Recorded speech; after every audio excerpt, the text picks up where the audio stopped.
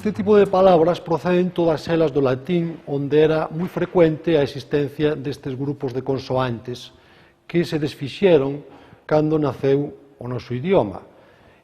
Normalmente se desfixeron porque a primeira consoante pasou a ser unha vogal. Vémolo, por exemplo, en lacte latín, que nos decimos leite, pero podemos nos fixar que tamén decimos lácteo, ou en nocte latín, que decimos noite, pero en cambio decimos nocturno, que nos está lembrando esa orixe.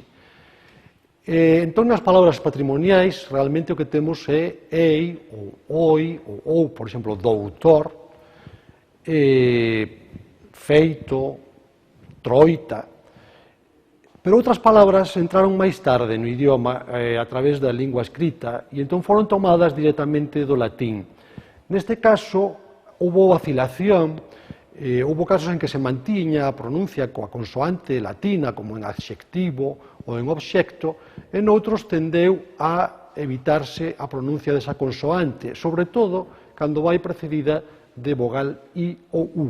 Por tanto, as palabras en que ese grupo ia precedido de I ou U, como ditado, ditar ou estrutura, simplemente elimínase o grupo culto. Nas que ese grupo vai precedido de A, E ou O, como práctico, obxecto, mantense a consoante culta.